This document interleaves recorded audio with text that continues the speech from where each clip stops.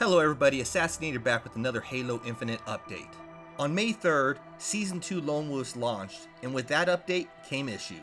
Well, 343 has been listening to our feedback, and today, May 13th, 343 put out an update on their forums letting the community know that they will have a game update soon, and this will address some of the issues. Some of the issues are as followed. Weapon jamming.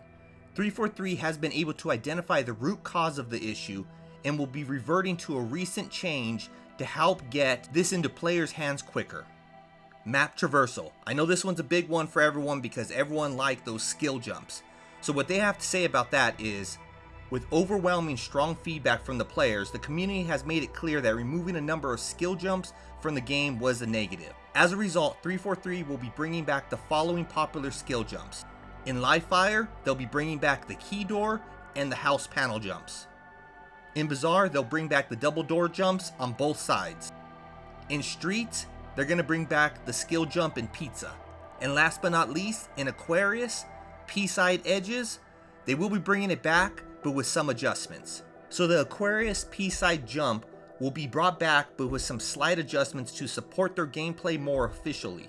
And what that means is the collisions on Aquarius jumps should now be more predictable, in addition to adding some pipes which will aim to clearly indicate the collision and traversal mechanics. They hope this retains the essence of the skill and combat of the original jump.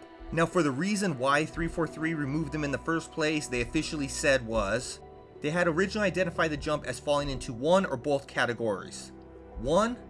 Places where the environment was poorly communicated the traversal option of the game world. 2. The place that creates a combat imbalance or a combination of both.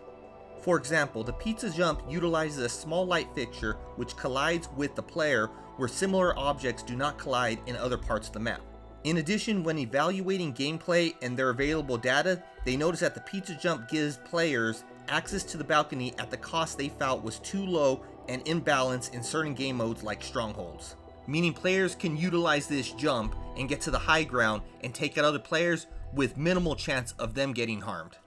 So the good news is obviously they're bringing back some of these skill jumps, but 343 wants to evolve and embrace more jumps that the community discovers in the same way they are doing with Aquarius. Meaning they would like them to become more clearly communicated visually and have their rules of traversal become more predictable.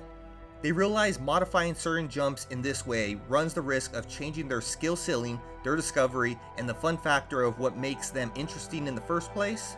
But should future adjustments be needed, all of these factors will be considered and player feedback will be fundamental. 343 is also looking into further balancing the double door jump in Bazaar, so expect an update to that in the future. As far as changes for the campaign speedrunner community, making his return to the campaign with his upcoming update, the tank gun will return to the Outpost Tremonius area. So I know a lot of people just coming into Halo Infinite campaign, they'll love that. It'll also be a really cool thing to have when they actually add co-op in. One person walking around that tank gun or multiple people. As far as some of the other common speedrunning strategies, many of them are far more complicated as they are closely intertwined with the work that they've been doing in preparation for co-op, but they'll continue to explore their options, which means as of right now, no more flying the Pelican and coil jumps are not making a return. Under their more goodness section of this update they've added, the upcoming update will have even more improvements. PC stability improvements. Based on the community feedback, equipment pods and Last Spartan Standing will now feature all the equipment rather than just power equipment. So this means drop walls, dash, and grapple shop will now be in those drop pods. And this will change the strategy because right now everyone rushes for those drop pods knowing that it's either camo or overshields. Now they'll have to kind of weigh it out, risk reward. You never know what you're going to get. This will also help so people aren't stacking camo and overshields to get the win. Continuing on with the improvements, the Rashaka armor core legs, when using body type 1 and 2, will look more as they're intended.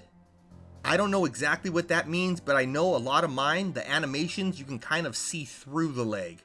But either way, it's great that they're improving it. In campaign, collecting Spartan cores will accumulate correctly and the player's balance should now always be accurate. So what was happening is some players with campaign saves from pre-season 2 ended up with their Spartan cores balance and equipment upgrade track in a bad state. This didn't affect me because I haven't really been playing campaign since I beat it. I'm waiting for the co-op to come back so I can go ahead and play with friends, which at that point, I'll be doing a whole new save file. The update will address a rare issue preventing players from capturing zones in King of the Hill. Also, on Bazaar, the overshills will now spawn at the start of the match. Pelican vehicle drops on BTB maps will now match their pre-Season 2 frequency and type. Another one for Big Team Battle is WAS respawn timers on high power will also be brought in line with their Season 1 timers. In Big Team Battle, Fire Team color markers should be applied to their matching Fire Team again. Once this update drops, disabling speed lines should function as intended. These are the lines that show up as an on-screen prompt giving you the appearance that you're moving at a fast pace. To finish off this update, 343 has stated they have been working hard to get as much as they can in this update as quickly as they can, but there are still a few more steps that they need to take before they can release it out to us. They'll share more on this update's specific release timing in the next few days. I'm thinking this will most likely happen this upcoming Tuesday. Joseph Staten did put out a tweet making sure that everyone knows that this is not a drop pod. They had described the drop pods in their April blog and live stream, but this is not it. They will have more info on drop pod number 1 in the near future. So hopefully you found this informative. If you did, hit that like button, and until next time, Assassinator out.